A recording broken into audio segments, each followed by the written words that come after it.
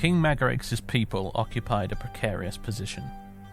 Surrounded on all sides by wary neighbours, the Gauls could have easily been destroyed and driven from Anatolia were it not for the incredibly divided politics of the region. To the southeast lay the Seleucid Empire, greatest of the kingdoms carved out by the successors of Alexander the Great. The Seleucids had a sphere of influence stretching from the eastern Mediterranean all the way to the borders of Bactria, but most of it was not ruled directly by the Seleucid king himself, instead being an orbit of client kingdoms and vassals. Many of these kingdoms had hostile ambitions towards their collective masters, and the empire was at this time in a state of turmoil. One formal satrapy of the Seleucids existed in Anatolia, that of Lydia, and the existence of this realm had a polarizing effect upon its neighbours. The various petty kingdoms of Anatolia thus generally fell into one of two camps, that of the pro-Seleucids and the anti-Seleucids, with the latter being backed chiefly by the Ptolemies of Egypt. Onto this stage had marched King Magarix, and in the very year of my arrival he had already seen fit to shake up the status quo by defeating and absorbing the pro-Seleucid Cappadocian kingdom to the southeast, incorporating it into the wider realm ruled by his fellow Gallic aristocrats. Trocmai scouts now peered across the border into the lands of the Seleucids themselves, with the rich port city of Antioch within tantalizing reach of Galatian raiders. Not wishing to provoke further wrath from that quarter, however, King Magarix and his fellow chieftains had forbidden large-scale raiding of that territory, decreeing that if their people wished to find wealth there, they might consider service as mercenaries instead, which many warriors did. Magarix's attention was focused more sharply on Lydia. Isolated from its Seleucid masters and surrounded by the Ptolemies, the Pergamese, Bithynians, and of course the Gauls, these fertile lands were a tempting jewel to add to any regional crown. It was in this direction that Magarix encouraged his warriors to embark upon their traditional raids. The raid is an integral part of their culture, being one of the few ways for young warriors to prove themselves and achieve social standing, and also as a means of acquiring loot and spoils in the form of both treasure and slaves. Much of this is not added to the tribal coffers, but instead sacrificed to the gods. To the south of Ancyra, there is a lake into which the Tectosages would, as I personally observed, deposit many treasures and sacrifices as offerings to their pantheon. This included many items, such as jewellery and weapons, which were ritually bent and deformed before being discarded. Other forms of less spiritual celebration included feasts, which, as I discovered, were a far more complex affair than might be guessed. They have extremely formal and important seating arrangements in the form of circles of importance, with the king, naturally, at the centre. On such occasions, Magarix held the highest honour as organiser of the feast, though in reality I can tell you that the true business associated with this title was carried out by his wife, Melina. A fierce woman, who spoke Greek in the same manner by which a smith beats a piece of metal into submission, I found it very difficult to follow her speech until I'd acquired a more complete knowledge of the tribe's language and dialect. Nevertheless, she also had the talent of being able to communicate a great deal with one of many flavours of stares and hand gestures. She did not shout. In fact, it was rare indeed that she ever raised her voice in anger at all. If Magarix bellowed to his nobles in the manner of a centurion, Melina commanded like a tribune, by quiet command and authoritative gesture. She was aware at all times of everything that went on within the walls of the city, and had within her employ a small army of slaves and noble retainers. She was also an exemplar of her people's values, in that she was a deeply pious and superstitious woman. She sent for auguries by the seers frequently, and conducted her affairs very strictly by the calendar, upon which were denoted very clear collections of days deemed to be auspicious and inauspicious. In sharp contrast to the habits of her husband, she curated only the bare minimum of personal wealth that was expected of her station, disposing of all else in many of the religious rites, some of which I've described already. In short, a more effective clan matriarch King Magarix could not have hoped for, even if I cannot attest to whether there was much real happiness in the marriage. Life would become far more interesting very soon, however, as Magarix made plans to gather his warriors for further conquest in the lands of Lydia, whose territory was now riven with famine and petty rebellion, and harassed from the north by the Bithynians. The king of the Galatians had judged correctly that there was no better time to strike, and as a result, I would soon be afforded the opportunity to see a Gallic army on the march, and rather uniquely for a Roman, I would not find myself upon the receiving end of it.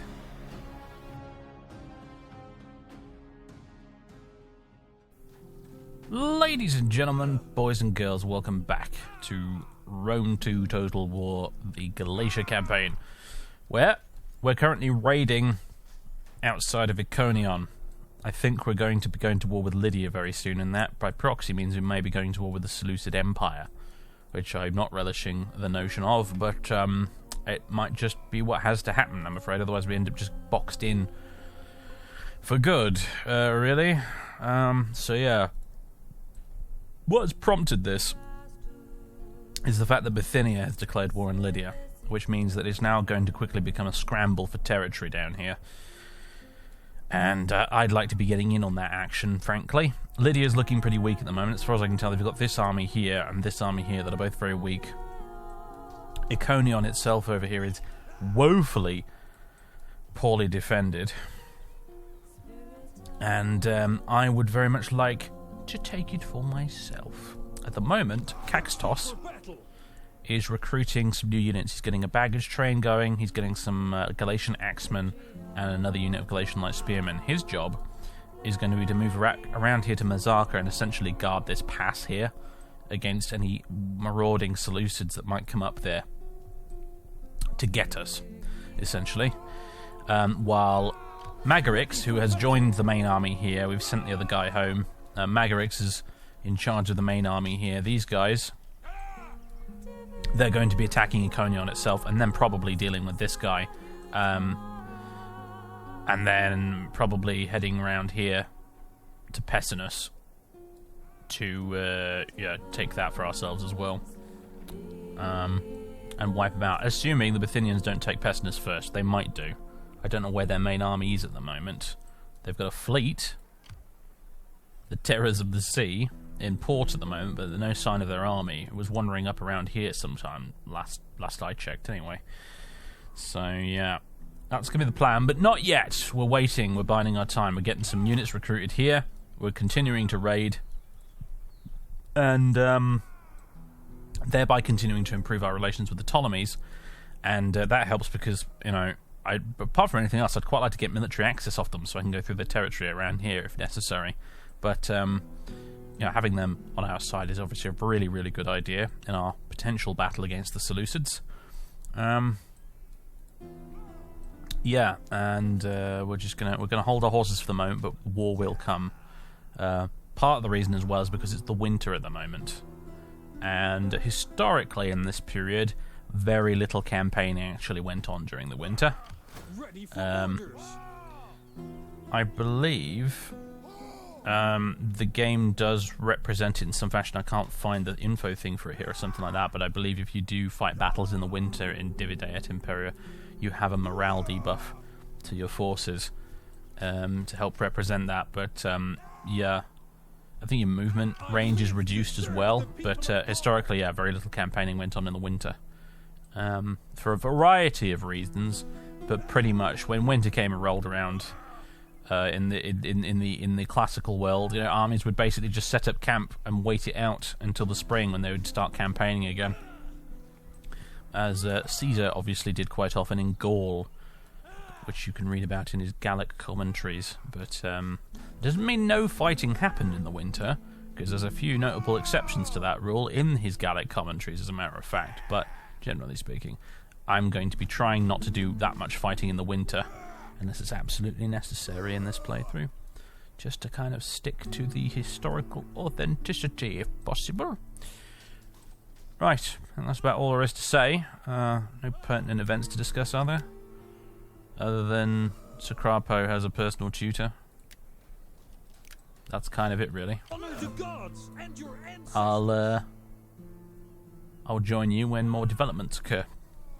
Alright, ladies and gentlemen, it is April of 276 BC, and I think it's about time we got this started. Spring has finally arrived. The winter thaws have... Well, the spring thaws have come. Winter is gone. The Bithynian army is over here for some reason. God knows what they're doing. They really ought to be over here, but anyway. They're over there. We're ready to attack. Caxtos is in position over here with an army that's not as big as I would have potentially liked, but combined with the garrison, I think he can potentially hold a Seleucid stack at bay if it comes wandering through here. My biggest worry really is that this army will decide to go marching through here to Ankara while I'm dealing with this. It is quite a small army still, though, and I don't think he's actively recruiting either, is the interesting thing. The other thing that worries me is that this isn't all they've got, that they might have more around here somewhere, but I have no way of finding that out right now. But hey, whatever. I think we're ready to just about ready to do this. Diplomacy. The Ptolemies are now green with us. They're friendly. Non-aggression pact, boys? Of course not. I am sure that your offer was well met. If I give you just a smidge of money. As a humble servant of Pharaoh, wisdom be his. Success chance high. Finally, non-aggression pact with the Ptolemies at long last. Bless you for suggesting such a thing. I accept in his mighty name. Military access chance of success moderate. Ah, shame. I am sure that your we'll work on that. Meant. Right, the Ptolemies are continuing to. I think my plan to raid these guys and get the Ptolemies to like us as a result was a success. It took a while, but it was a success. We're now chums with the Ptolemies, which is good news. That'll certainly help us. I mean, they're already at war with the Seleucids, the Ptolemies, so that's, it's not going to change that much in that regard, but it's just good to have friends that are powerful, So yeah, I think what I'm now going to do is go diplomacy Bithynia. I am honoured to receive you and look forward to your erudite arguments. I will witty quips. offer to thank you. I will offer to join their war against Lydia. Might even be able to get some money out of them for this. Do you want to pay the Galatians to join your war? This is historically something they did, after all. Oh wait, this is offer payment. No. Demand.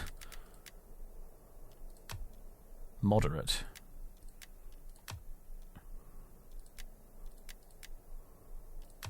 Low. Maybe we can get away with that. 1800, do you think? Oh, come on, boys. Gold is usually offered in payment of service. Join We war are not your servants, against friend. Lydia. Are we? Payments 1200. Here's 1200. There you go. My people will find much joy in this. I accept. I will sacrifice for your continued good health. Excellent. We're not officially at war with the Seleucids just yet, but that may change after the end turn. We are now, however, at war with Lydia. We have effectively negotiated for the Bithynians to pay us to attack the Lydians, and we shall absolutely do so with a bit of extra pocket change in our back pockets to boot. Excellent stuff. All right. Ready for orders. Magarix, you know what to do. It's time to... Oh dear, I went to minus 253 as soon as we stopped raiding. That's not great. Never mind. Iconion's garrison, as we previously discussed, is rubbish. Should we have you sort of join up with the army here? Or should we send you somewhere else? Maybe send you around here to do a bit of scouting there. Is to be truly free. Did you even find anything? I could do more. Right. Didn't find any more stacks lying around. That's good, at least. Doing this is obviously going to get us a lot of favours with people like the Ptolemies and Pergamum as well. They approve of war with Lydia. Yes, very friendly now. Be most welcome. Would you consent to military access now? No. Honesty is the highest form of respect. And so I give you an honest refusal in divine Pharaoh's name. Sure you do, dude. Defensive? No. Low. Regardless, though, good chums. Pergamum like us a lot as well. They're friendly with us. May Hermes bless us both with skillful tongue. As I said, I would quite like to crush Pergamum in the very, very distant future, but for now, I guess it's useful to have them on our side. It's basically most of Asia Minor now united against the Seleucids, I hope. Although I don't think Pontus is at war with the Seleucids just yet. Be nice if we could get them to join in. If we go to war with the Seleucids ourselves, which we probably will, but we're not technically at war with them just yet. Alright, I'll stop prevaricating and get on with this, shall I? This would be an easy auto-resolve, but you guys have been starved for an entire episode of any battles, so I think we'll do it the hard way. The only units they've got that are actually worth a damn are their Greek hoplites, and they're actually a little bit depleted right now, as it happens, which is interesting. Anyway, commander's effects. Well, that's a lot of effects, isn't it? My God. They don't even all fit on the screen. Good heavens. Anyway, let's do this. Is there a button to get a preview of the map in this game, or is that an Attila thing? It might be an Attila thing. Whatever. Assault. Let us begin. I don't think this settlement has any walls, so... Oh, they've sallied out to fight us in the field. Fair enough. Oh God, are we fighting in mountains? That looks very mountainy. I'm not sure I like this. But okay.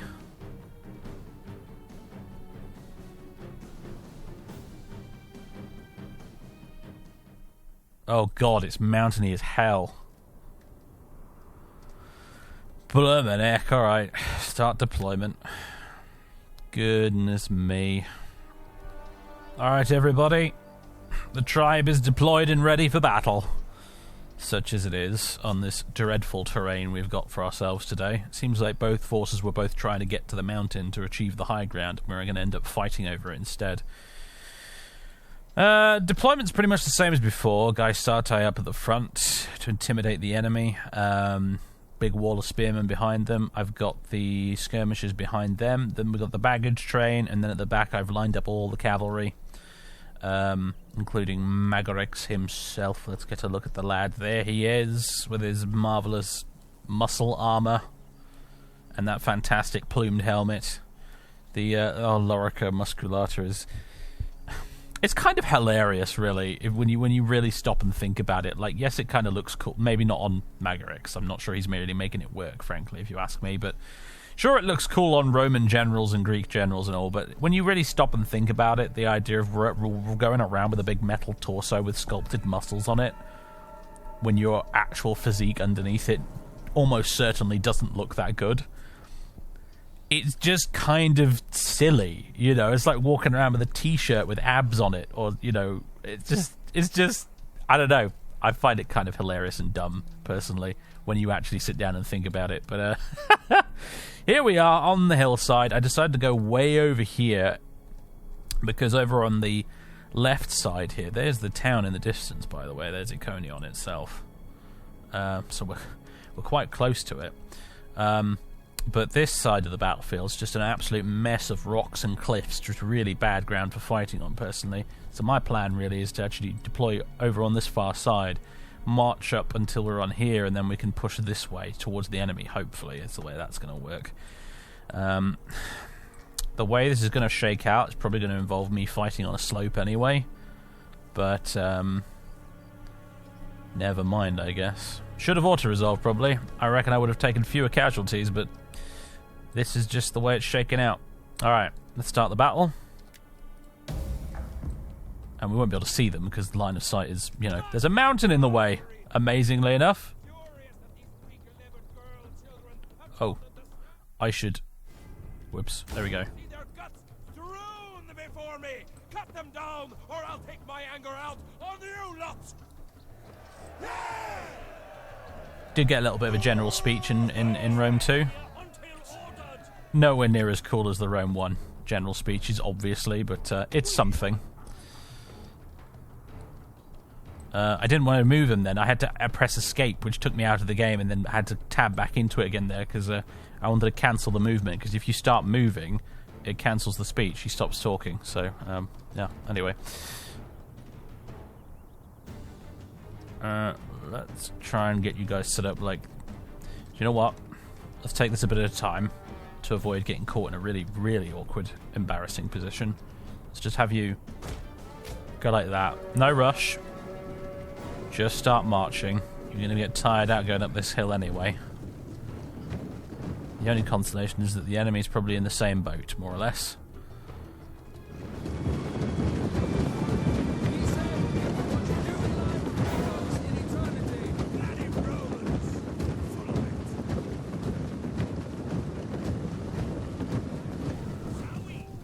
There they are. They're all the way down here, oddly enough. I sent my cavalry up over the ridge line here to get a look at where the enemy was. I expected them to be up there, but they're down here, dilly-dallying about. I told her to grab it and have a go. I like the random soldier chatter in this game. It's quite fun. There's the city in the distance. It's our prize. Lots of good looting and pillaging to be had over there, boys.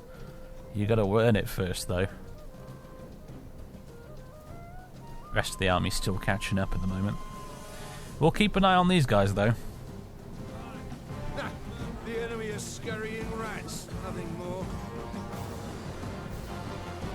Eyes front! No flinching! Show them how men behave!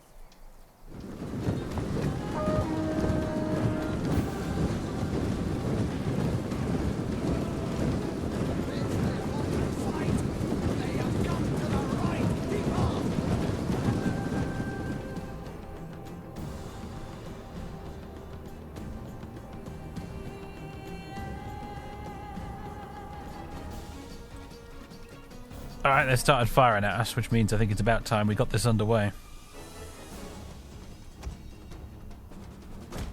Get down there, boys. Noble horse! Horsemen! Send you guys down the hill to flank. You guys go around the bottom of this. Get yourselves over there. We'll send the rest of the tribe's warriors down this hill.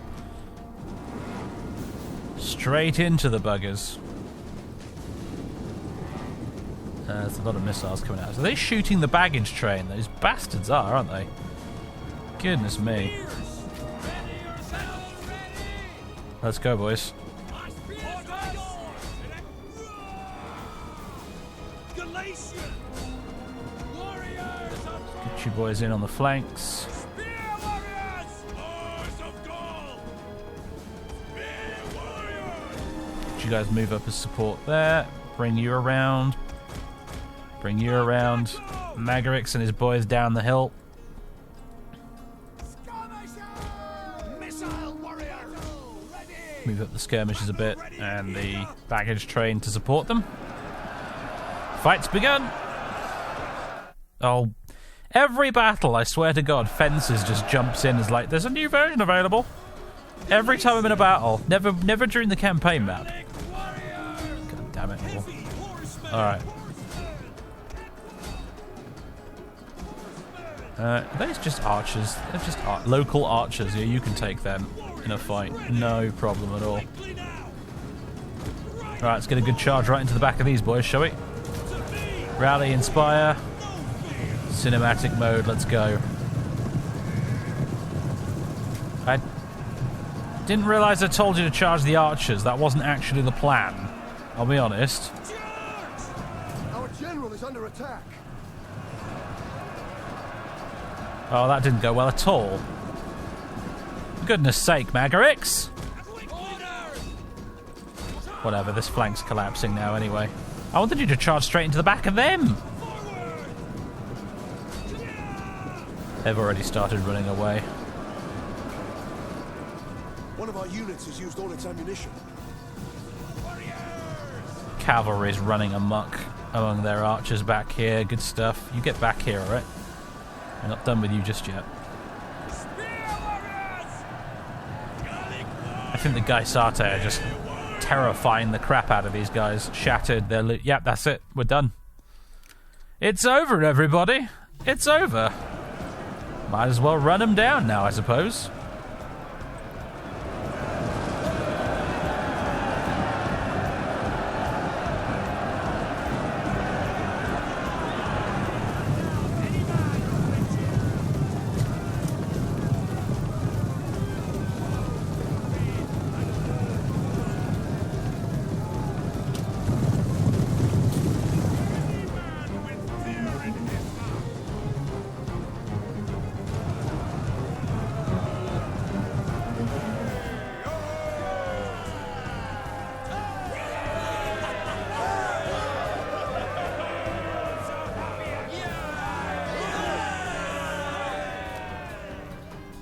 Alright. What's the butcher's bill? Very slight on our side. The naked fanatics took the brunt of that. They went charging in first, after all, so it's not surprising. Killed plenty on their way, though. And most importantly, I think they scared the absolute crap out of these armed civilians. They just didn't stand a chance against... I mean, they just wouldn't, you know. It took the equivalent of a Roman legionary to stand up to people like that. These guys were terrifying. And they proved it today by making all of this lot pretty much just run away straight away. I didn't even manage to get my cavalry round to flank in time. That's how terrified they were in the face of a Gallic onslaught, and I don't blame them for trying to run away. Didn't do them any good, though. Alright, we only lost 152 guys in that battle. That's virtually nothing, really. Now, we could liberate, but I won't do that. We shall loot the place. Big pile of money. Lots of angry Greeks, but we'll deal with them. It'll be fine. Ready for orders. Marvellous. Huge pile of money. Now we're just going to spend some of it to fix this stuff. Civil settlement. Settlement market. We'll probably have to convert these after fixing them, but never mind. Unless I can do that straight away. Convert to a barbarian village. Yeah, we probably should do that, actually. Although... No. Repair it now and then convert it afterwards, because once you've repaired it, at least, you know, it kind of gets the settlement back under control in terms of upkeep and public order and that sort of thing. You don't have devastation, etc. So I think it cost us a little bit more in the long run, but I think we'd be better off repairing and then converting afterwards to get rid of that devastation and what have you. Well, they're not happy at the moment, that's fair to say. Vast majority of that, though, is just the conquest and provincial instability, though. Although the military presence isn't helping. We move you guys out of the town. Now you've looted the place. Let's move you out. Can't set you to patrol just yet. That'll have to be next turn. Oh, little battle thing there. The Battle of Iconion, 276 BC. Victory over Lydia. Nice. A third settlement added to our little realm. Excellent. That means that Side here is the only town in Galatia and Cappadocia which we don't have. If we could get them all, if we could get Side as well, we'd be able to do a provincial edict and appoint a governor, or whatever the Gallic equivalent of a governor is, a magistrate, I imagine. That's what was the word for it in their language? It was the uergobretos or something. Sometimes written or pronounced vergobret. But I think the more recent consensus is that it should be uergobretos, because the Gauls did the same thing as the Romans, where they pronounced all their V's as U's. As I understand it, anyway. We know things like this because the Gauls were they could read and write.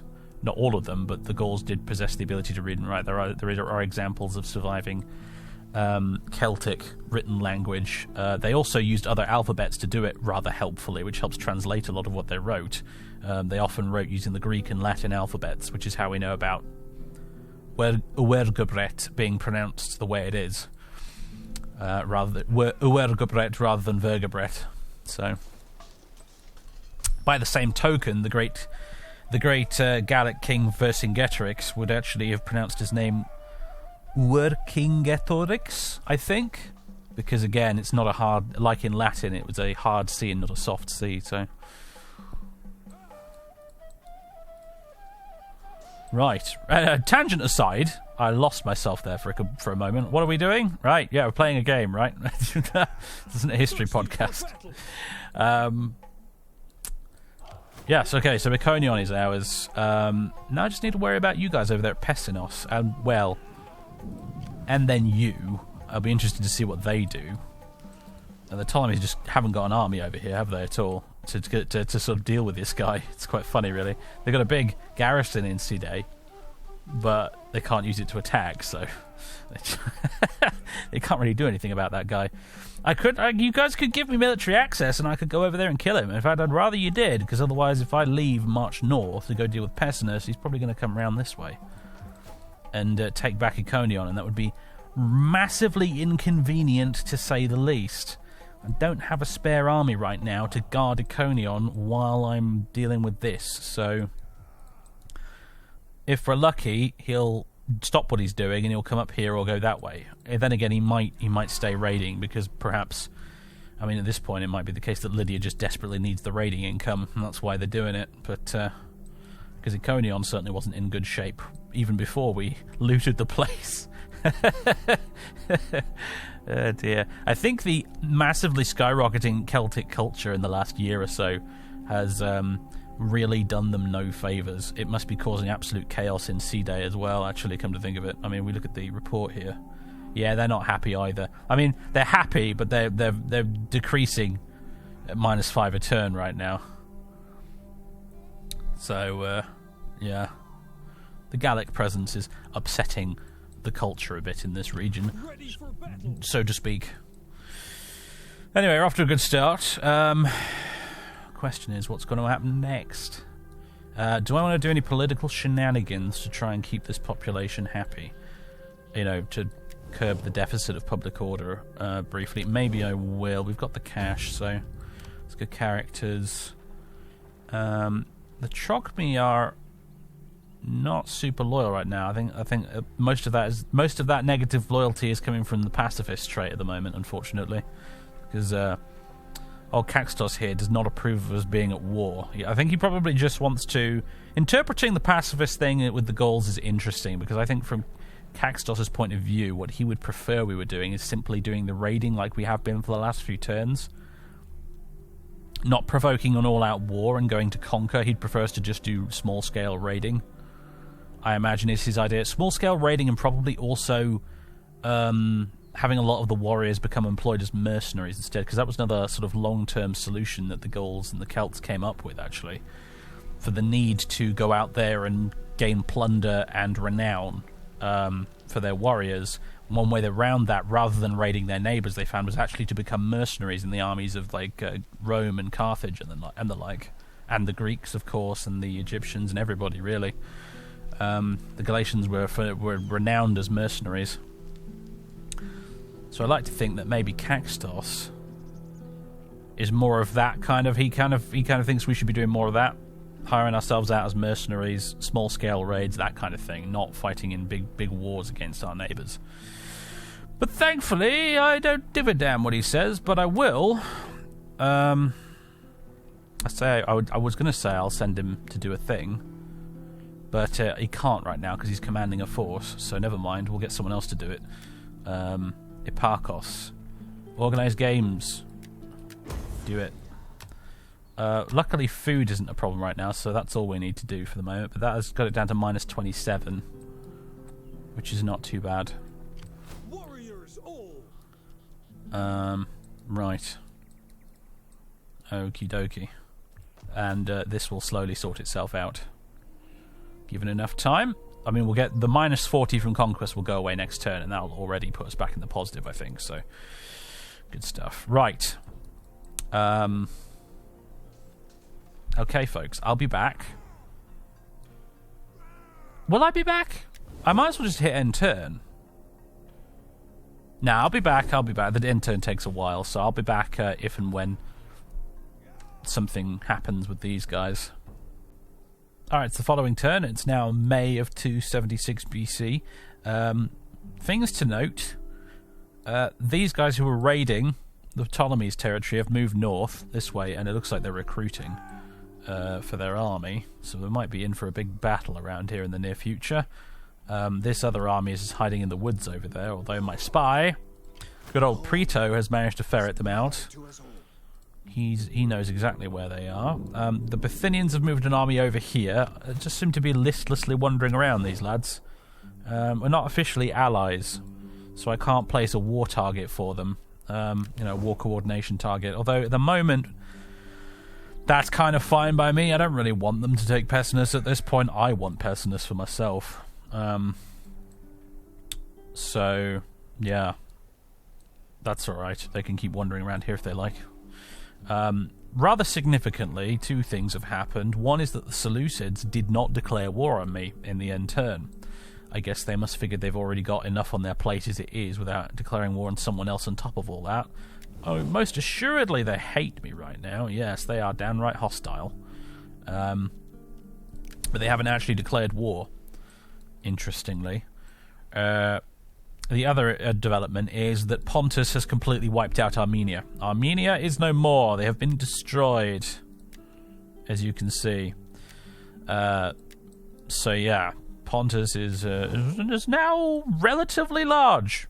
In fact, some of their empire goes off the edge of the known world for us, which is quite a thing, isn't it? There's another faction over there that we have vaguely green relations with. I don't know who they are, though. But yes, Pontus are doing alright for themselves. I don't think they're actually... No, they're still not at war with the Seleucids. Although I can't imagine that'll last forever. They are at war, however, with Atropatkan, whoever that is, wherever they are. And they are still defensive allies with Bithynia. Nice, nice, nice. Good stuff. So that's how things are shaking out so far. In the best possible way. Fingers crossed. Touch wood. It all seems to be going our way. I'm also recruiting a couple of new units to this army. With the stack wasn't quite full, and I just decided I'd fix that. So I'm recruiting a unit of Galatian chosen swordsmen and another unit of Gaisates to make it for 3 units of them in the stack, which I think is reasonable. And we've got the chosen swordsmen as well, who are going to be sort of our crisis unit that we can dispatch to a part of the battlefield where things are not going very well, I think.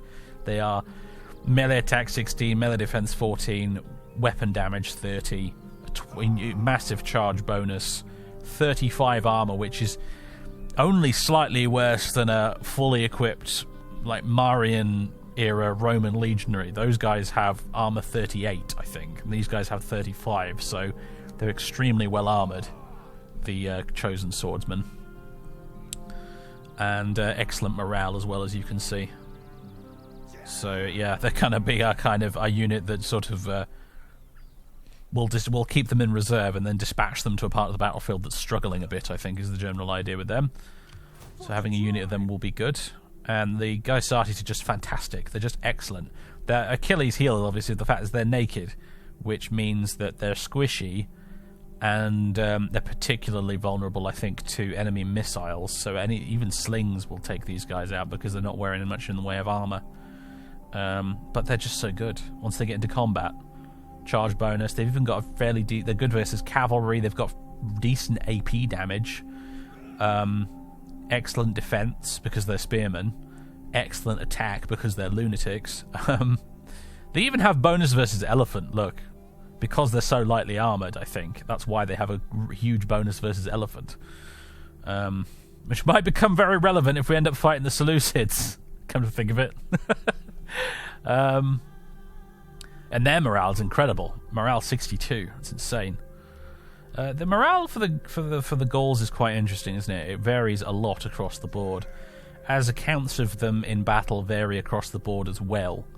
Because in some accounts of battles in which the Celts fought, their morale snaps really, really fast, and they break and run at the drop of a hat, seemingly. As soon as things start to go wrong, they start running and fleeing and you know, acting like the battle's already lost. But in other accounts, these guys fought almost to the death. I'm thinking specifically of some of the stuff in Julius Caesar's Gallic war commentaries, where he might have been bigging the Gauls up a bit to make himself look more important, admittedly, because a lot of these sources are very unreliable when you get down to it. But there are other sources. I think Polybius was another one that describes the Gauls as fighting on against seemingly insurmountable odds without running. So Gallic morale is unreliable at best. It seems to depend entirely on whatever unit we're using, I guess, and the circumstances as well. So anyway, I'll return when more developments happen. I mean, as soon as we've got these units recruited, I think I'm just going to march straight in here and start kicking people's shins in, honestly. I mean, Pessinus has a pretty crappy garrison. I reckon we could probably take this army and the garrison at the same time if I had to. What I could do is sneakily recruit another very small army and use it to besiege their capital. Someone in the comments pointed this out as a viable strategy, and it's an excellent one. I feel stupid for not figuring it out myself. We could recruit a small army with a character and maybe a unit of spearmen or something. They can march in, they can lay siege to the city and prevent the enemy garrison from sallying out, allowing Magarix to just dogpile on this little stack here. I say little stack, it's getting larger, but that might be something to consider doing as well. I had to raise taxes a bit, although we're still at -4 income at the moment, but public order is still positive. I could probably afford to raise it a little bit more if I need to at the moment, although a lot of this positive public order is coming from the games I had one of our chiefs organise. Once that runs out, they're not going to be quite so happy, but maybe I'll just spend some more money to organise more games, I guess, to keep them happy in the meantime. That's not a bad idea, I suppose. I'm going to keep you here. There's a temptation to move Caxtos up this way to help with this, or to defend Iconion. I just have a really bad feeling about it. I just feel like as soon as I move him, the Seleucid AI might go, right, now's my chance, and attack. So I'm going to leave him there. And that's about the shape of things. Ahaha! Now we have a border with the Ptolemies, finally. They are instantly just straight in there with the give us a trade agreement, please. Much obliged. Thoth has guided you from doubt to wise action. He is a kind god in his way. Marvellous. Well, that'll improve our relations with them even further. And make us a bit of money on the side as well. I'm sure they probably have some nice, trade goods too. They've got salt, fish, purple dye, they're importing marble. They're producing grain. I mean, they are Egypt, so they are the grain capital of the Mediterranean, practically.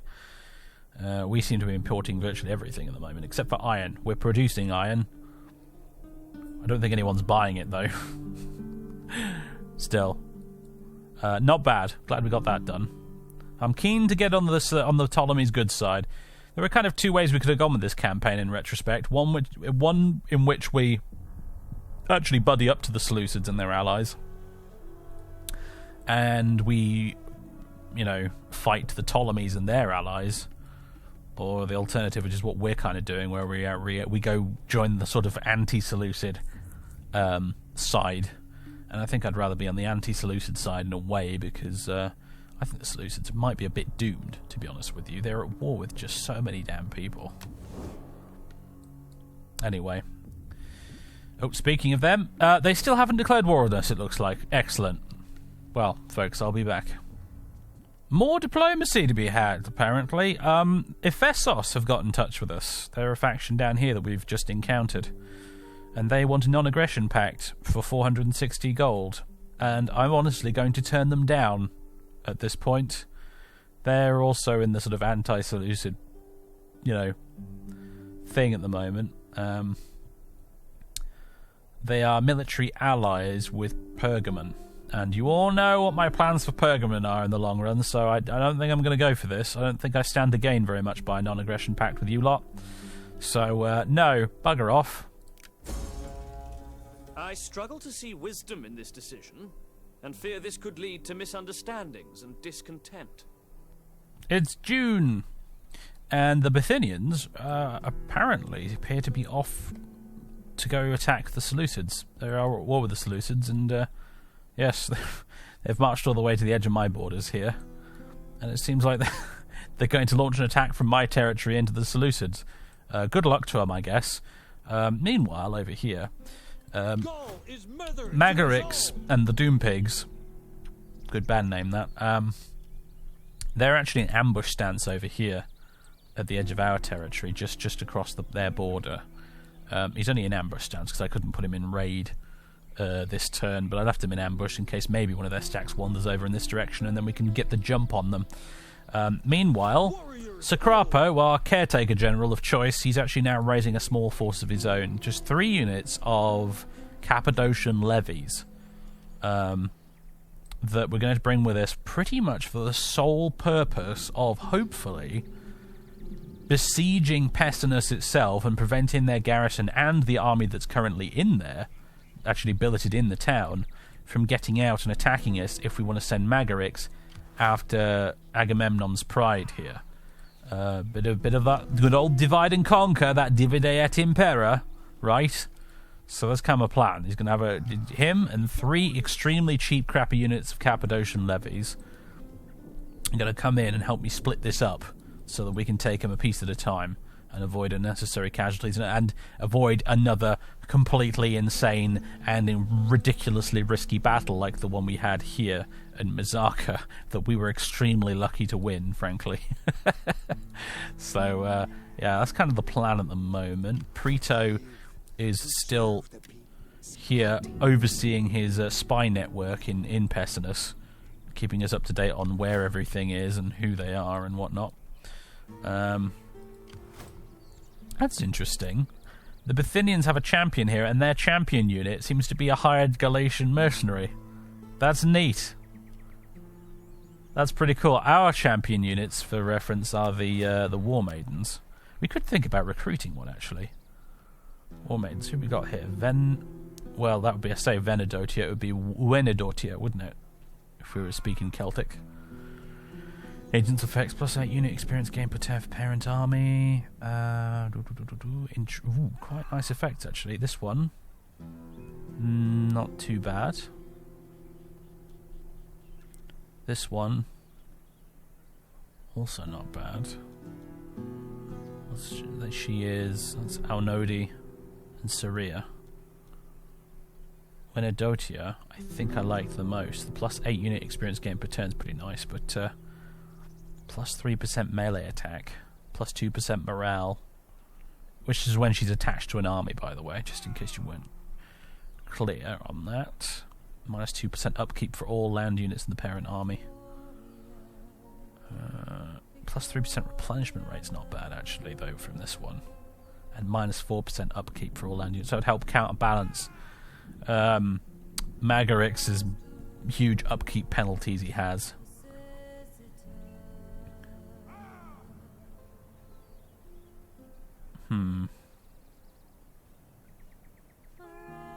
I think I like this one, though. The extra experience for the units in the army, the extra melee attack, plus a little bit of extra morale and a little bit of upkeep discount. Yeah, I think Wenedotia is going to be our lady of choice. What do you want? There she is. Yes. So she can do a bunch of things. Slaughter, kills a target enemy character. Military fervor, which brings word of glorious battles. That she can raise public order in a province. She can lower public order in an enemy province. She can do radiant to cause casualties against a target settlement's garrison. Military training when attached to an army. Adventuring as well, acquires a small amount of wealth, increasing as the champion wanders further from friendly territory. I'm going to be having her attached to the army, though, to give him some buffs. That's the plan. She's going to go join Magarix. I think she can, anyway. We're at full stack right now, 20 out of 20. I don't know if we're going to have to ditch a unit to let her join. If we do have to, I'll probably just ditch a unit of skirmishers. And, oh god, my cat is on the move. My cat's been on my lap for this entire episode so far, having a snooze, and he just decided to get up, and he nearly pulled the headset cable out of the computer on his way past. Anyway, just clotheslined himself on the wire, so stupid cat. Anyway. Right, folks, I'll be back with further developments. Actually, random thing, can I just point out before I go away again, how gorgeous is this campaign map?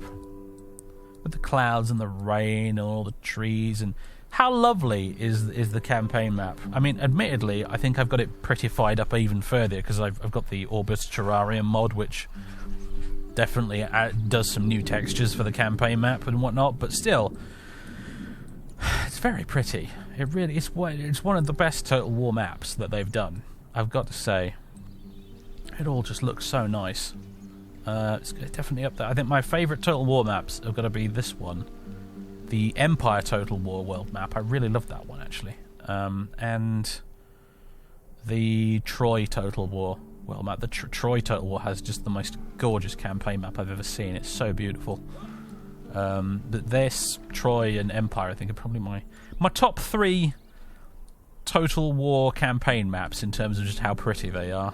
Not that anyone cared or asked for that information, but there it is. That's just how I feel.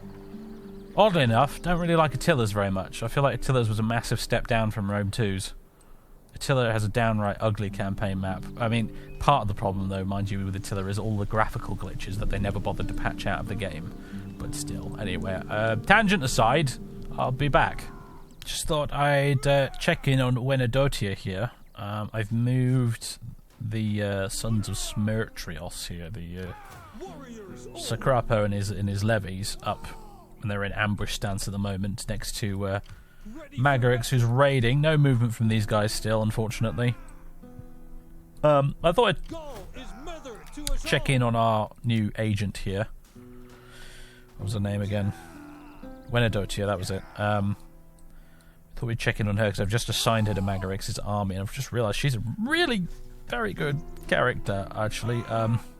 She's a scout. Education, upbringing, the foundations of character, blah, blah, blah. Yes, she's a scout, +1 cunning, +15 line of sight, which is nice. She's virtuous, just, empathetic, generous, and attractive, apparently. +1 zeal for the accompanying general, +5 unit experience gained per turn for parent army, +3% replenishment rate for all units in the parent army, +3% morale for all units during offensive battles. I've assigned a guard dog to her, which will help as well. And she has the War Master trait as well, which is the one that gave her the benefits we saw when we were recruiting her in the first place as well. So, very useful character, actually. When this all stacks up to quite a lot of very nice buffs for the army that she's joined. So these guys will be hopefully getting more experience and training as the turns go by, which is great news. Aside from that, not much else going on at the moment. Trying to keep public order relatively under control at the moment. It's slipping a little bit, I'm afraid, but not much else I can do about that for now. In Ankara, which did expand relatively recently, actually, we're building a farmer's market.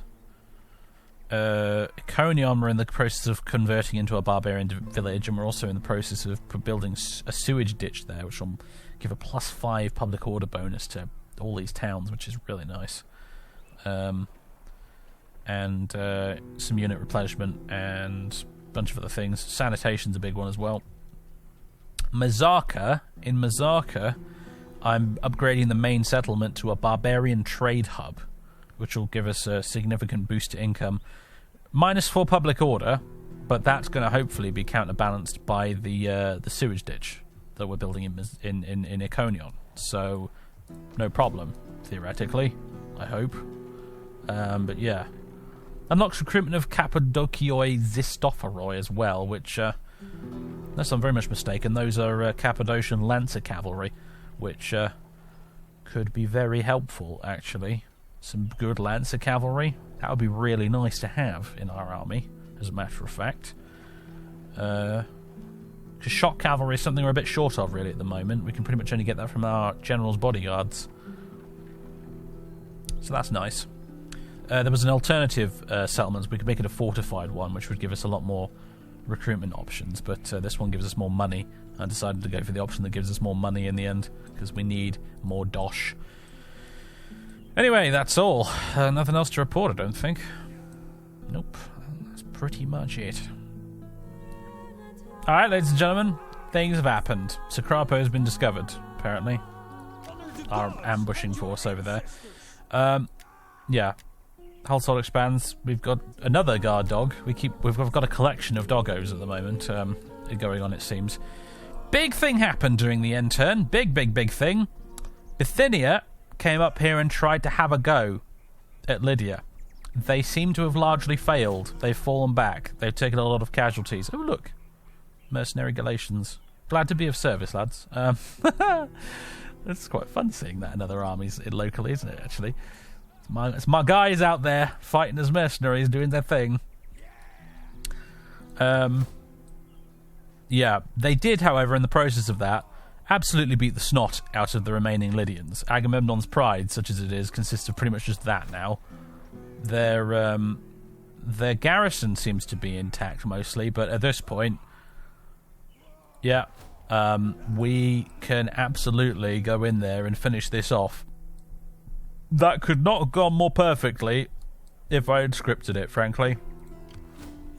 The Bithynians have quite marvellously come in and softened them up for us, so let's do this, shall we?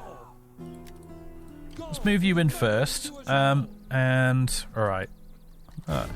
This is be a good point to drop a save in case something gets screwed up here in the moving around of armies and something happens I don't want to happen. But what I want to do is have you guys encircle the town, like so, and then the Doom Pigs can come in here and attack this little stack separately. Perfect. I could auto-resolve it, but you know what? I won't. Let's kill these guys in real time, shall we? Alright, folks, here we are. We're deployed. The battle is about to begin. Over the yonder, that's the Lydians, what's left of them. Don't mind the terrain glitch. Man, that's a very sort of Morrowind / Oblivion kind of terrain glitch right there, isn't it? It's kind of weird seeing that in a totally unrelated game. Anyway, there they are, lined up like the 300 Spartans at Thermopylae, although unlike at Thermopylae, they're nowhere near as skilled and also don't have the advantage of terrain. They're just there ready to die and go and meet their gods, I suppose. They're on the express queue to Hades, that lot. We shall be only too happy to send them there. We are deployed opposite them. Here, by the way, are our chosen swordsmen, our Galatian chosen swordsmen. And are they not glorious? Look at that fancy chainmail. Look at the nicked Greek musculata armor as well on some of them. You guys are really rocking the look, actually. Love this guy with his purple cloak. You guys are looking fantastic. You're looking very snazzy. You've put your Sunday best on for this occasion, haven't you? Love this guy with the black and yellow tartan. Looks like a great big bee. Big angry bee. I see a few Greek helmets in the collection as well. Very nice. You're all looking absolutely superb. Glad I invested in you guys. Nice standard bearer. I kind of wish you guys, instead of carrying these standards, you had they had carnixes, which were these awesome Gallic trumpets. They were like really tall things. They sort of went up from the mouth like that. And they're in the shape of various animals like boars and things, and they blew into them, and apparently they made an absolute racket during battle. Oh, look at this guy. This guy's got some Greek greaves on. And sandals to go with his ensemble. Very nice. It's such a fantastic mix of styles, isn't it? It's really cool. But that's the Galatians for you. We're the Gauls that are slowly but surely going slightly native here in Asia Minor. I love it. Oh, I like this guy with the Lenothorax armor that he's pinched from some Greek or possibly bought it from one. I don't know. That and his Montefortino helmet. Very nice. Big boots as well. Very good. Very good. I like it. I love, by the way, the sheer variety you get when it comes to the Gauls and the Celts. In terms of, like, the actual warriors. Like, the combination of different faces and heights and facial hair styles and stuff like that. Look at this little guy here. Look at this little lad. I bet he's probably the most dangerous one of the bunch, this short fella here. Oh, I like this guy with his scale mail. That's very cool. Greek style. Maybe even Cappadocian style, actually. He's pretty cool. Like this guy with his crazy armband things. He almost looks slightly Roman, doesn't he? This one here. He's an absolute chonker as well. Look at him. He's a thick-set individual. Wouldn't get on the wrong side of him in a bar fight, but yeah, he looks slightly Roman. I think it's the cloak and the chainmail combination. He does look a little bit Roman. Very cool. I could sit here looking at these guys all day, I swear. His Magarix and his lads set up over on this side with the rest of the Gallic cavalry. Also looking resplendent, of course. There he is. There's our man. There's the king himself. With his excellent plumed helmet. eschewing the trousers as usual. Maybe it's just the weather, or maybe he just finds trousers incredibly overrated. Who knows? And then here's everybody else, all the spearmen and whatnot. We've got the Gaisate at the front, 3 units of them now, of course. Awful lot of them wearing trousers in this group. Not sure I approve. Come on, guys, you're going to do the naked fanatic thing. At least do it properly.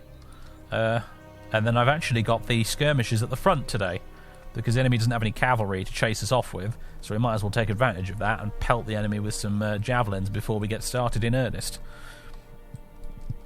Speaking of which, let's get on with it. Men, you are looking wonderful today. Oh. Just as I expected, the enemy has played right into our hands. Our reinforcements have arrived. Oops. I tried to press... Oh, God, I've screwed everything up now. Never mind. I tried to press escape to get rid of Marcus's little notification there.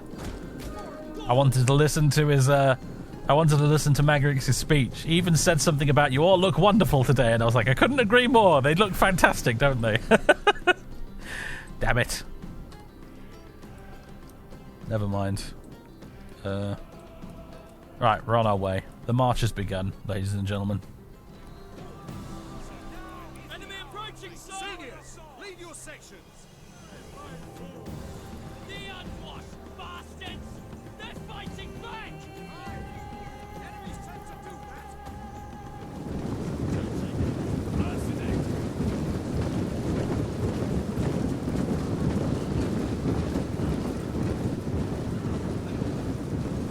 Everyone fight! No one stops!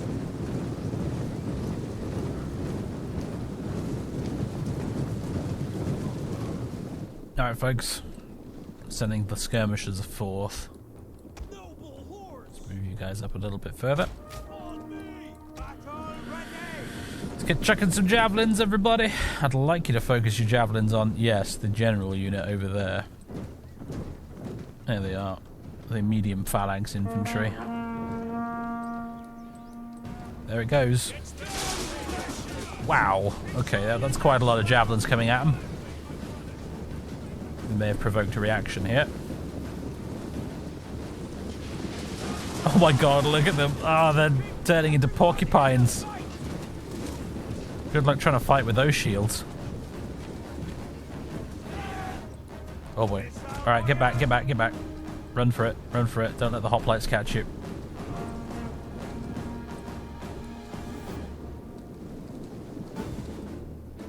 You've done your job. Get to the back. What was your name again? I never remembered. Sakrapo has arrived with his bodyguards. His Cappadocian spearmen are up at the back here.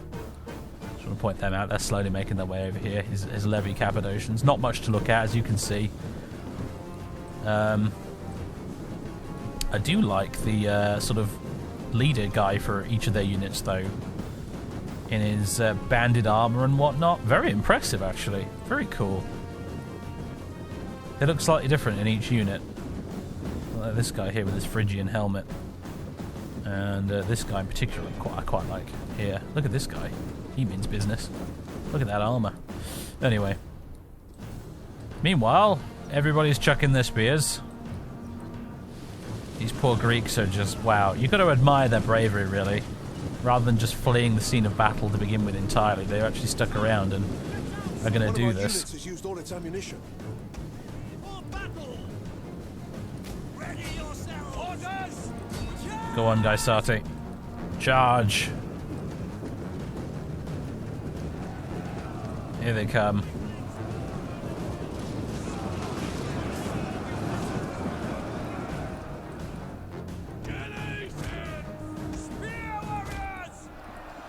And some boys up to surround them a bit.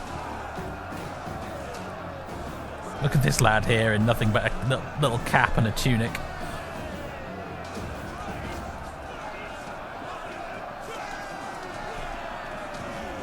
The standard bearer's getting right in there. They'll poke you to death and they bore on a stick. There we go. Bring you boys around.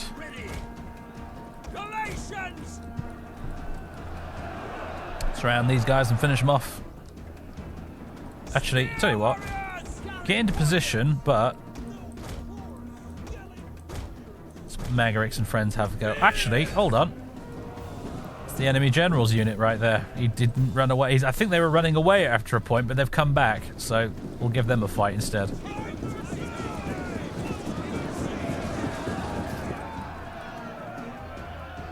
Losing decisively, yeah, not surprised. So the enemy might rout here before we get a chance to have a glorious charge, unfortunately. Give it a go, though. This is what we were cheated of in the previous battle. Still wasn't that impressive to look at, to be honest with you, but there we go. Victory. There it is. Might as well run them down, although that clearly isn't going to take very long. In fact, they're pretty much all dead now, aren't they? There's like this guy here, and these dudes here. That's about it.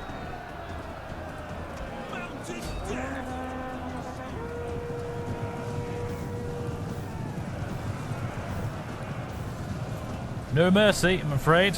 Your heads are all going on the sacrificial pile. As, you know, worthy sacrifices. You are brave men, and therefore your heads will be worth a lot to the gods, I think. Battle ready and eager. Elite cavalry. The enemy general is dead. Oh, there he goes. Alright, ladies and gents. I think that'll honestly do it. Yes, you've got a lot to cheer about, boys.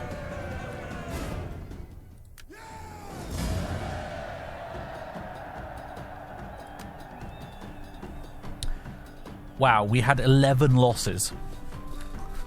I don't think I've had a battle in this game with that few losses before. That's a new record for me. None of it was friendly fire, I'm glad to say as well, because they had 11 kills.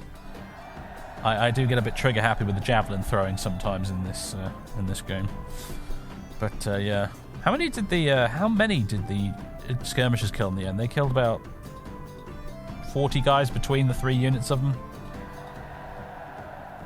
Which is not very much, but then, you know, throwing javelins at an armoured unit with shields from the front is never going to kill that many. Alright, very, very good. Enslaved captives. Now, you don't want to go too overboard with enslavement because it builds up the slave population in your home provinces. And if you get too much slave population, your population gets pretty annoyed about the slaves taking all the jobs. This is a problem that Rome ran into quite a lot in Julius Caesar's day.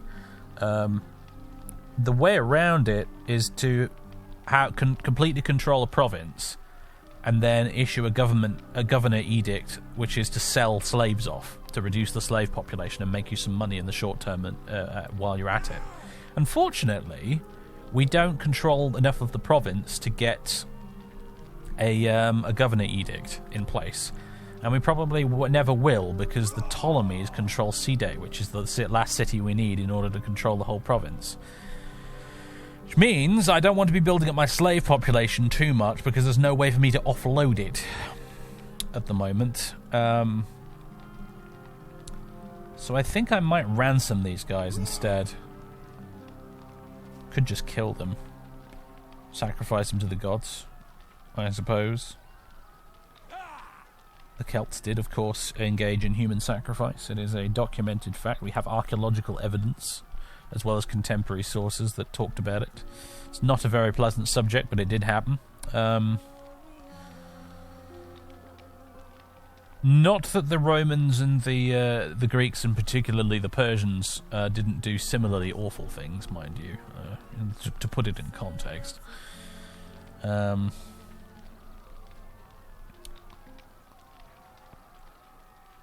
Ransom, enslave. I think we'll ransom him. Is there nothing else? Magarix is ranked up, that's nice, and the Doom Pigs. Good stuff. Let's do that now, shall we? The Doom Pigs. Get some new traditions. Stalwart Hearth Defenders. Rapine Plunderers. Dread Forest Ambushers. Never do much ambushing. Accomplished Skirmishers. Frontier Garrison. Gives you more campaign map movement range, so I think I'll take that. And I'll guess I'll take Dread Forest ambushes in the hopes that I try and use that more often in future. Guess I'll take Rapine Plunderers. Minus 10% attritional losses when besieging isn't super relevant right now, but Rapine Plunderers is Gauls in a nutshell, so it feels thematic if nothing else.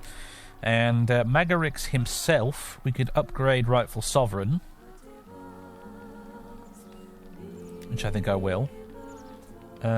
Patron of the Military was the one I was considering last time, wasn't it? There's also Ferocious Warrior, Commander of Men, Skilled Tactician, but I do quite like Patron of the Military, particularly because it reduces upkeep for all land units a bit, which helps because he increases it because he's, you know, he's well, yeah, he's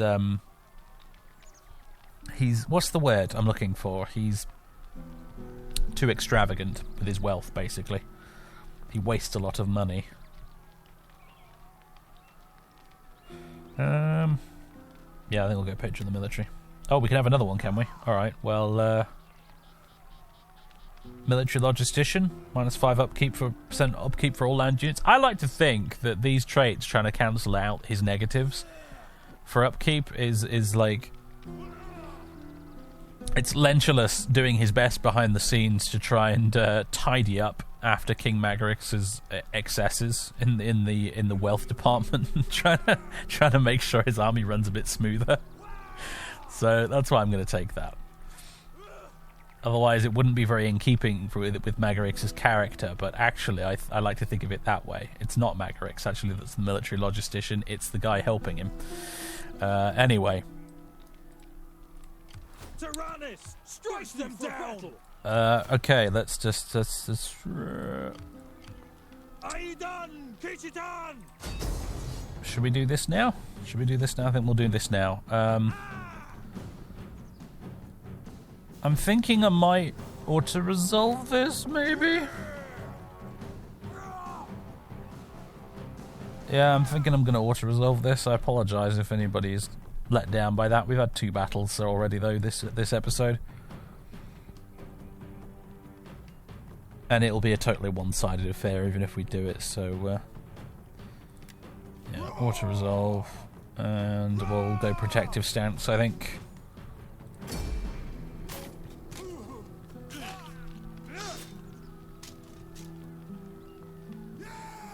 There we go.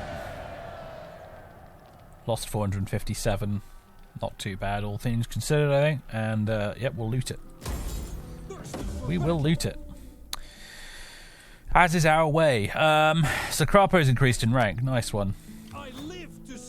He was the one who had to initiate that battle because he was already in siege mode. So, yeah, he got the bonus there. So Crapo, what kind of a guy are you? You're obsessive, focused, abstinent, frugal, cultured, and a noble. You've mostly been sort of caretaker guy for our army so far, haven't you? You've been sort of keeping an eye on the warriors while the king's away. Capable bureaucrat, perhaps? Sure. I've never gone down this tree before, actually. Interesting. Adept tradesman. City governor. Political reformer.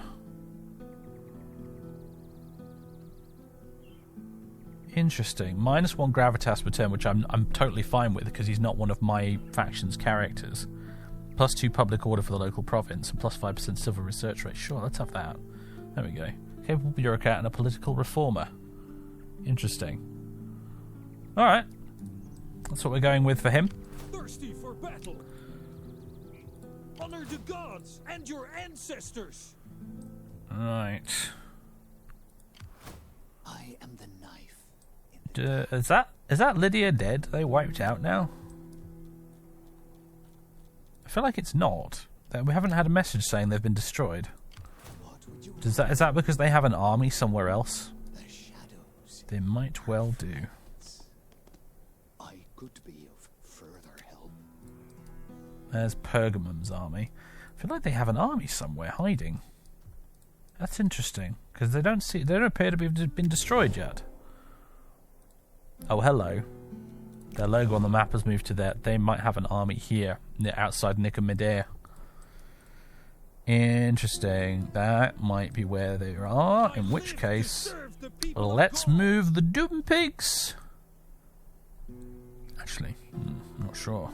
Move them that way or that way. Well, I mean, the Bithynians have an army that I should probably just leave you guys close enough to defend the town if you need to. And maybe put you in patrol stance for now. Yeah, that's probably a good idea. Actually, let's move you out of the town. There we go. So you're not contributing to the negative public order. And as usual, repair everything, and then we'll see about converting it after we've repaired it. We'll get somebody to organise some games. Let's get Melina to do it, perhaps? Magarix.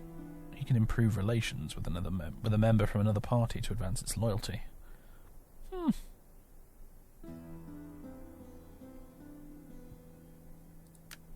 Oh, we can't do it with Caxtos. Insufficient zeal. That's a bit of a shame. The Council of Chieftains and the Tullus Tabergi are super loyal right now. Wow. That's not bad. Can't say the same about the Chocme, but hey.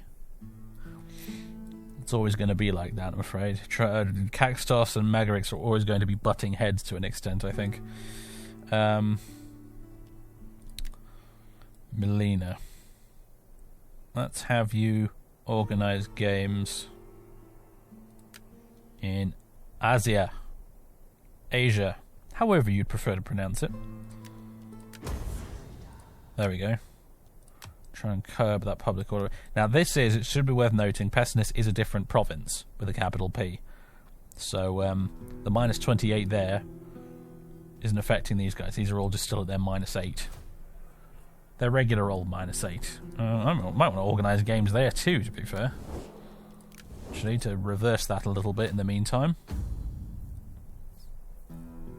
Organise games after our great victory. It's almost like holding a triumph, I suppose, if you were a Roman.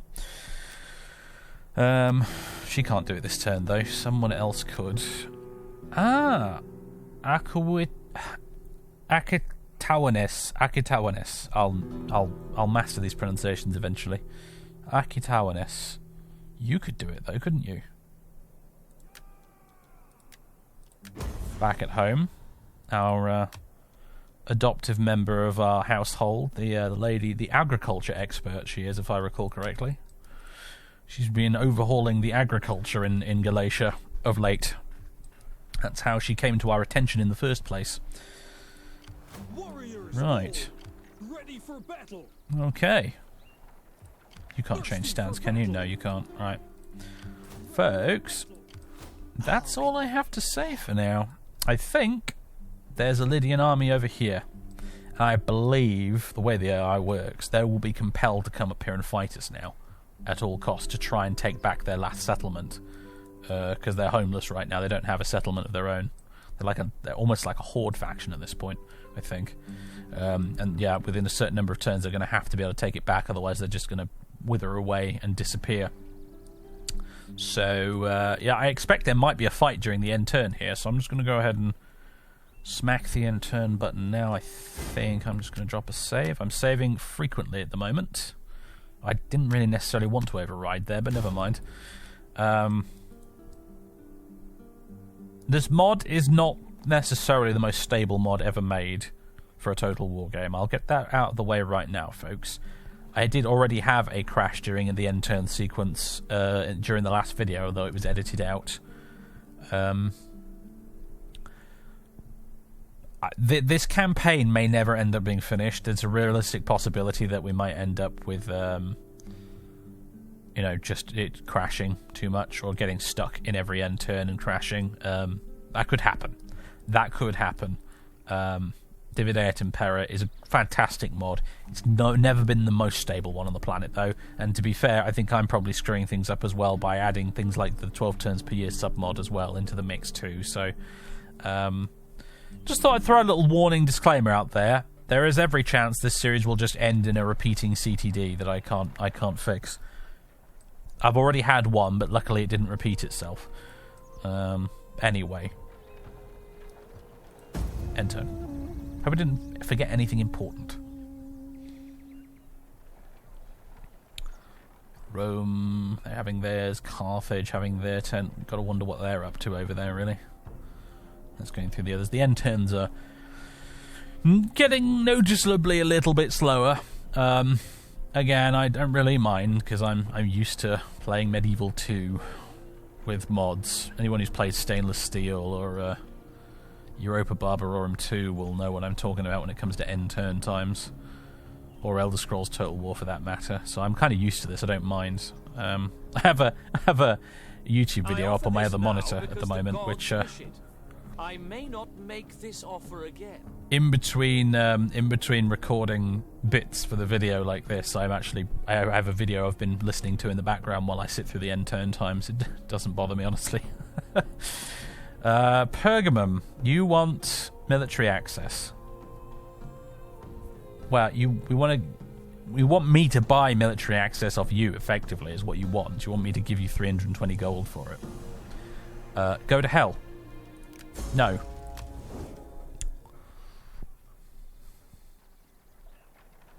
They probably want to be able to want military access so they can get across my lands to probably potentially go and fight the Seleucids, because I think Pergamum might be at war with the Seleucids as well. So in a way, it might be in my interest to let them do that, but no. I wish to crush Pergamum like bugs eventually in the fullness of time, and so I don't want to continue entrenching myself with them diplomatically any more than I already am, if possible.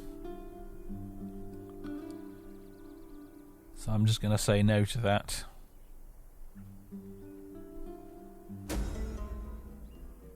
Alright, return from mission. Melina's finished organising games, and so is Akitawanis.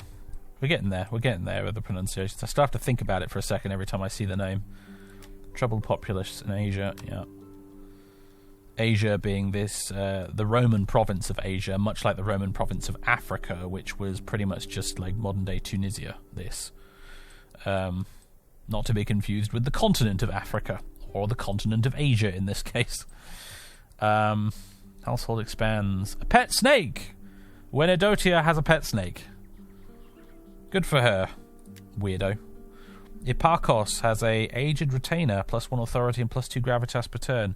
I'd prefer he didn't have that, but as I said, I'm not going to rob other tribe chiefs of their ancillaries. It just seems wrong. So, household expands. Another sycophant. We're attracting a lot of those. Faction destroyed. Lydia has been destroyed. I reckon Bithynia finished them off. Yes, their armies have moved around. I reckon that sealed the deal. A faction rises. Sadrakata. Where's that, I wonder? It's all the way over here in Darkest Persia, apparently. Nothing for us to worry about, then. Well, there we go, ladies and gentlemen. That is the Lydians defeated. We still are not at war with the Seleucids. They didn't step in to help their satrapy there. They are, of course, furious with us. Yes, they are. However, look at that. We now control a huge blob in the centre of Anatolia. Very, very nice. Where are we going to go from here is the question. Well, I don't know, honestly. As I said, I wish to go west, really. Conquer Greece for myself. Which means probably getting rid of Ephesus and Pergamum. The problem is, Ephesus and Pergamum are very buddy-buddy with a lot of my buddies, is the issue. Sort of clicking through these to get an impression of who likes who. But yes. So the thing that concerns me is if I did go to war with Ephesus and Pergamon, Bithynia and Pontus might suddenly decide we are no longer friends. Same with the Ptolemies, you know. But I don't know. The alternative, I suppose, is forget our plans of going west into Greece and just decide, right, I'm going to carve myself a slice of Seleucia and head out into Syria to start despoiling our way across the Seleucid Empire. And honestly, that's not a bad idea. I mean, it's still kind of cool. I'd like to go west, do a Brennus and subjugate Greece and Macedon. Maybe even go further on west and, to Rome and Italy, But on the other hand, Gauls marching all the way through Mesopotamia into Persia sounds equally awesome and hilarious. So I don't know. I'll have to think about that, I suppose. I guess, as the little girl in the GIF once said, why not both? That's a good answer. Although, as I said, game's not the most stable game ever. We might not have time to do both before I run into a crash to desktop. I'm not sure. Anyway, it would be nice to go this way, though, because that's the way that a lot of our barbarian chums are, you see. We could link up with the Tolista Bogi over here on the other side of the Bosporus, for example. Maybe even try and confederate with some Gallic tribes up here as well.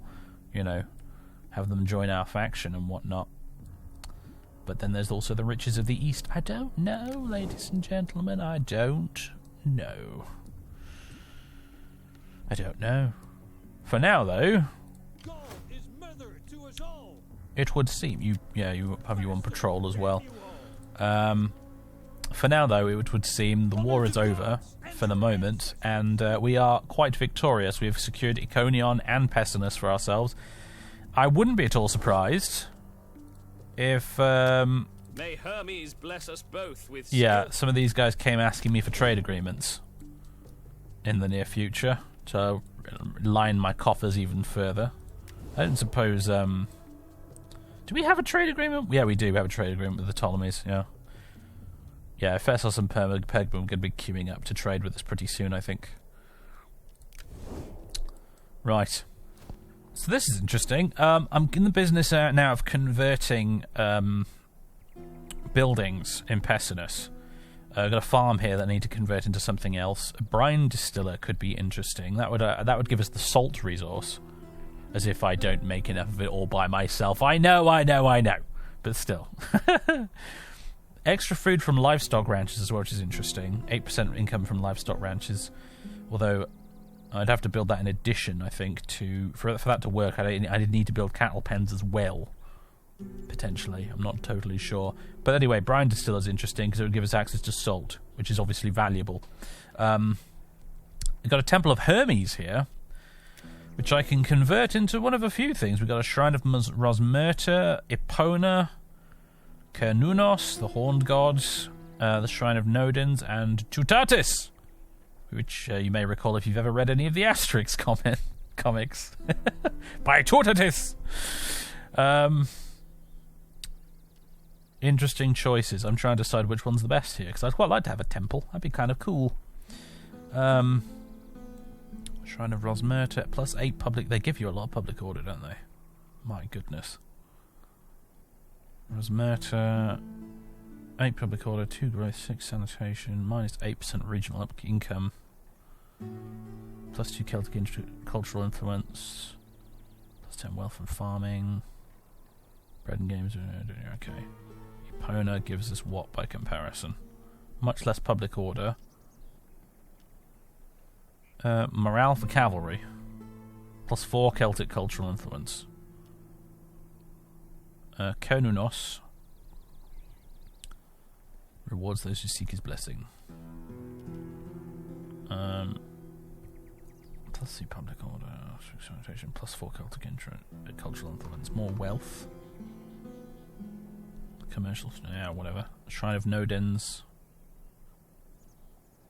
lots of sanitation. Those who honor Nodens will never go hungry. Plus 6 Celtic cultural influence, wow. And then Tutatis. Keeps the women in our warriors' beds and the bulls from the gates. Plus 4 public order. Plus 6 sanitation. Plus 1 rank for champions upon recruitment. Plus 8 Celtic cultural influence. Wow. Do you know what? I think I like that just for the plus 8. cultural influence. That is awesome. Rosmerta would be cool because it gives you a huge bucket load of public order per turn. That gives you the least cultural influence. So it seems like Tutatis in a way is like the long-term investment versus Rosmerta, which is the short-term investment. Plus 1% growth of first and second class citizens as well, which is not bad. I think Tutatis. Tutatis it is. Yeah, I'm gonna go for the sanitation's not bad either actually as well. But that plus 8 cultural influence is just chef's kiss. I want it. As for this, we could afford to go brine distiller. I don't know how much the salt would get us is the thing. It doesn't really tell you.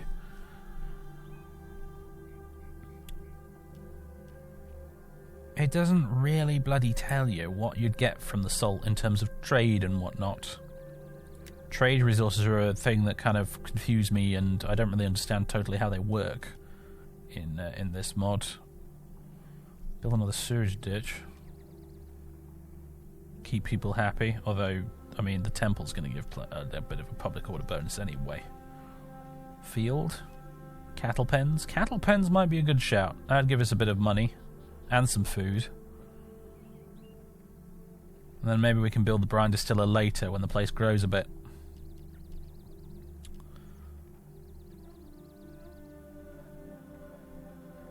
Yeah, I think I'm going to go with the cattle pens for now. Cool. That's the plan, I think. How you doing over here? You're fine. Keeping the peace over there in Mazaka. Right, well that's Pessinus' construction planned out for the meantime. So 6 turns for each of these and 10 for the Shrine of Tutatis. So it's going to be a while before that's all sorted out, but it'll be sorted out eventually. Still waiting on a lot of this to be taken care of. Like 10 turns to go till Mazaka gets upgraded as well still, so lots of building projects underway at the moment. Preto, what are we going to do with you in the meantime? If you scout out Ephesos a bit, I suppose. Hello, Ephesos. Phrygioi Sagaris Phoroi, Phrygian Axeman. Chalcaspides. Starting to encounter those nastier Greek units. Pergamon up there. These guys will be no pushover, that's for sure. If I do want to fight them. And I may. I don't know, it's silly really. The sensible thing to do is absolutely just go down this way, start cracking Seleucid skulls in. That's what we probably should do. Because these guys are all our friends. They like us and we like them, and that's fine. But arbitrarily, I as a player want to go west. Even though east is clearly the more sensible option. I need to think about it. Maybe even wait for your comments to see what you guys think. Anyway. Alright, ladies and gentlemen. It is the spring of 275 BC, and there's an assassination plot. A spy tells you that a politician from a rival party is plotting your assassination. What do you do? Hire bodyguards? Jail the suspect? Promote the suspect?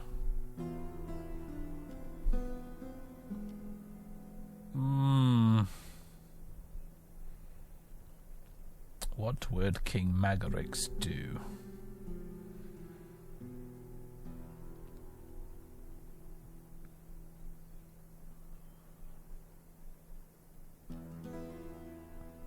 Keep his friends close and his enemies closer. Hire bodyguards? Or jail them on the spot?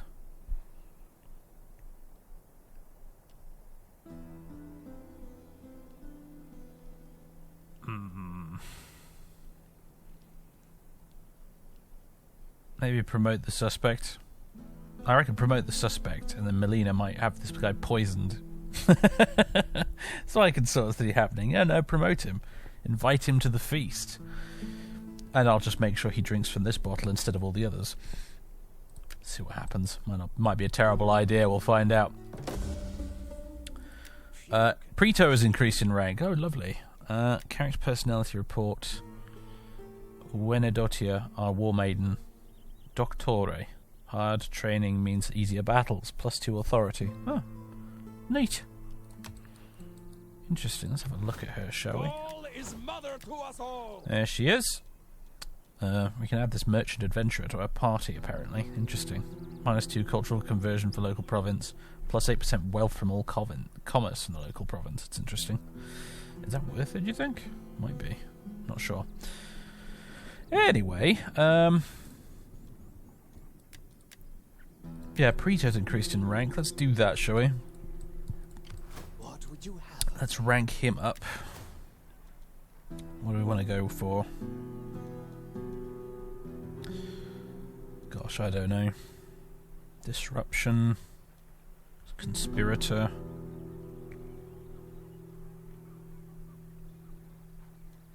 Upgrade agent, maybe? Upgrade his base stats. There we go. Why not? If you can't decide what else to do, might as well do that. Speaking of him, I'd like to move him back in this direction. To see what's going on over here. The Bithynians are sallying forth with another army into Seleucid territory, it looks like. What a motley collection they've brought with them. Colonist hoplites, Cappadocian hired lancers, Thracian mercenary peltasts, Bithynian melee infantry, Thracian footmen, Thracian levies, Thracian light spearmen, Phrygian axemen, Galatian mercenary spearmen, Paphlagonian mercenary spearmen, shock cavalry, Thracian javelin cavalry, and Thracian javelinmen.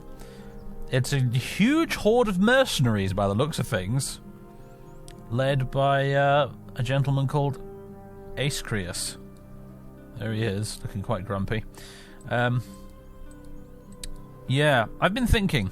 The month, by the way, in case you're curious, is May. May 275 BC.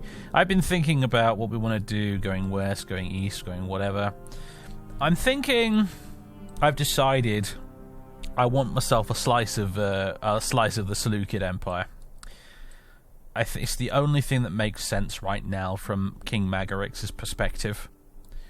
I imagine perhaps Lentulus is whispering in his ear, no, you should go west, you should go and sack Greece. Well, then again, maybe he's not, actually. I don't know. But as it is, we're surrounded by friends around here. The Seleucids hate us. They've got lots of treasure for the taking, and that's really the main thing here. It's the fact that the Gauls need to be constantly raiding, if not expanding, then raiding and sacking. And Antioch is just, it's right there, guys. It's right there. If we were to take it, it would be quite the jewel in our crown. Then again, I don't know, maybe we wouldn't take it. It would almost feel more appropriate simply to sack it. Because I don't know what I would want to do here with the Seleucids. I don't know whether I'd want to get myself some of their land, or whether I'd just like to go marching around, sacking everything for a while, getting myself a huge pile of money, continue upgrading my home provinces with the money. Or what? I don't know. I mean, I'd quite like to have Tarsos, I think. I'd quite like to have Tarsos, and honestly, Antioch itself is quite the prize, mainly because it would finally give us access to a Mediterranean port, which would open us open up a lot of trading opportunities for us, although it would also make us vulnerable to things like pirates and enemy naval forces. I don't... To be honest with you, I've never messed around with it, but my assumption is that the Galatians don't really do the navy thing. I mean, we're not exactly Rome or Carthage or Greece, are we? So I don't know. But it is just sitting there, isn't it, regardless? Big, fat Antioch with its 3.3, almost 3.4k, it makes a turn. Big, fat Antioch. Just sat there, man. Just sat there. I mean, I love the idea of the Gauls marching all the way to the Persian Gulf, sacking and pillaging their way there. Not necessarily actually conquering like we have done here in Anatolia, but, going on an expedition to sack their way all the way to Mesopotamia. That could be kind of amazing and awesome, and it would be a very in-character thing for the Gauls to do. So I don't know if I'm gonna. I don't like the idea of trying to conquer all of the Seleucid Empire, but I do like the idea of sacking their capital potentially. The difficulty of that, of course, is you've got to get back home, and that's the difficulty that Brennus found in Greece. He made it all the way to Delphi, which is down here, I think-ish. Sacked the place, and then the Greeks harassed the Gauls all the way back upwards again and kicked the crap out of them. That was the problem that Brennus found. He managed to get all the way down to Delphi, he sacked it, got himself lots and lots of gold, some of which ended up all the way over, like, here, by the way. Some of the Delphi gold, it ended up all the way over here. Because the Romans found it there a long time afterwards when they conquered Gaul. They found the gold from Delphi. But anyway, yeah, that would be the trouble, wouldn't it? It would be getting back alive. It'd be marching down the Tigris and the Euphrates, sacking everything, and then somehow getting back again. That would be the tricky part. The thing is, though, it's the thing I'm wary of is biting off more than I can chew. Because going to war with the Seleucids is one thing, beating the snot out of them is another, but then trying to get them to peace out with us is the problem. And I don't know how easy that would be to do. In my head, what I'd like to do is take Tarsos, take Antioch, maybe even take Edessa, but I'm not sure. Beat a few of their armies, sack a few of their cities, and then turn around to them and say, right, mate, peace? You want peace? I'll take peace. I'm okay with peace. I'll peace you out. Problem is, considering how big the Seleucid Empire is, I don't know if they'll actually peace out if I only take like 2 cities off them and beat a few armies. In which case we could end up locked in a very protracted struggle with them, which I don't necessarily want. But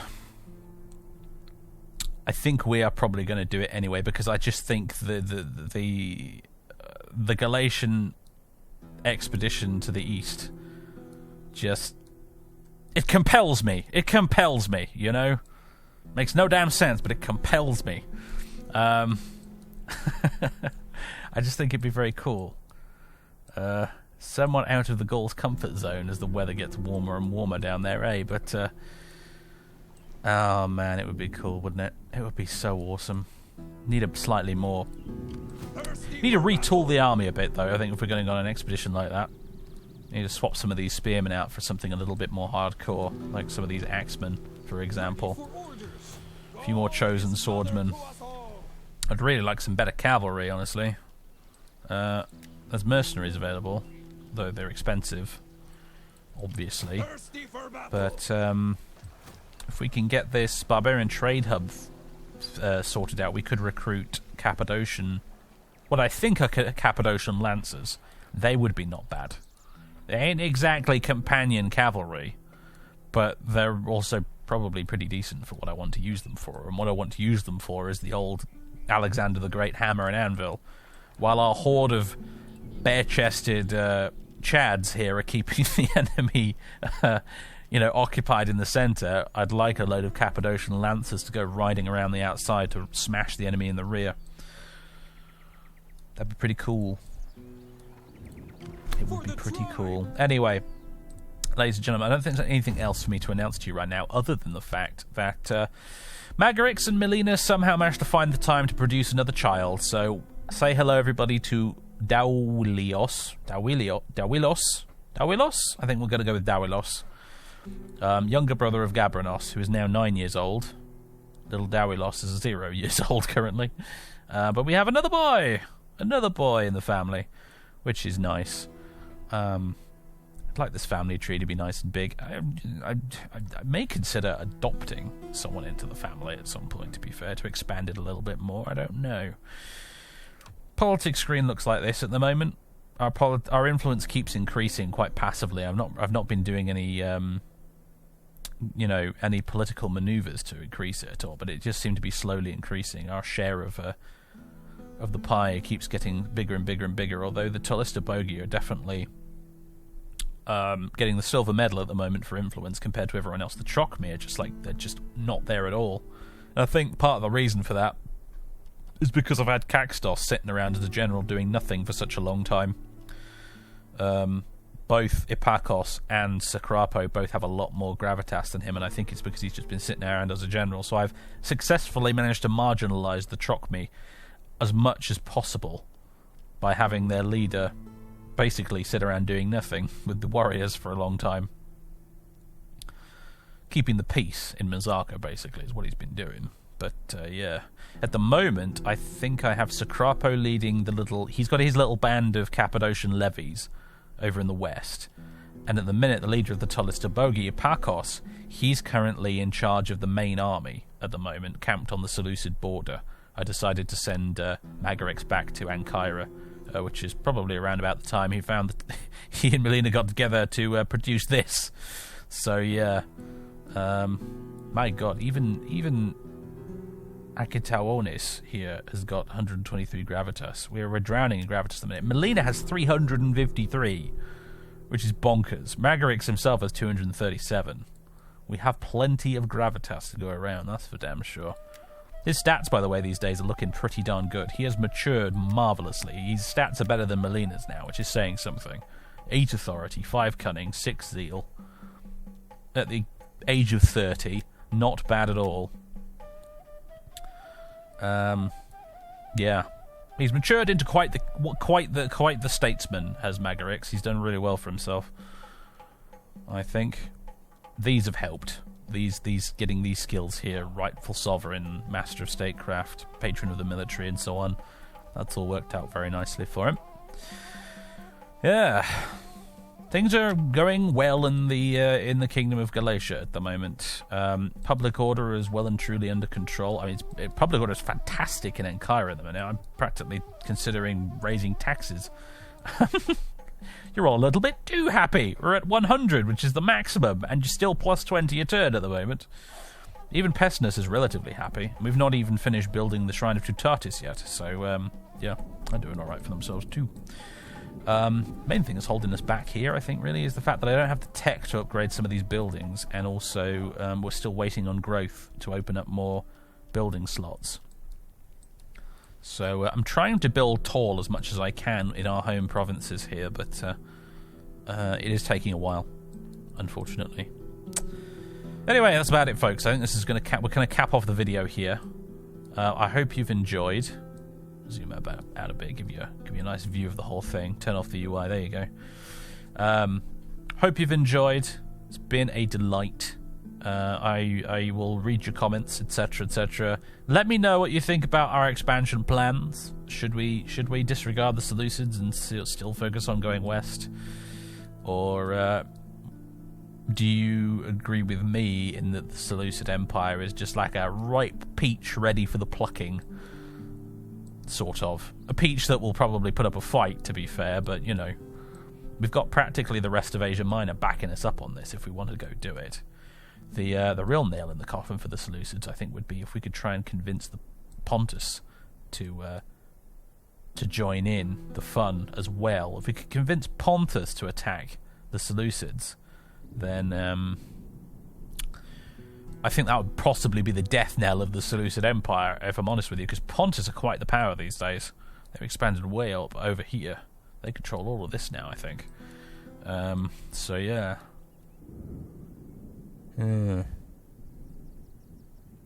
Leave your thoughts in the comments section below, everybody. I will catch you next time. Thanks for watching. Toodaloo.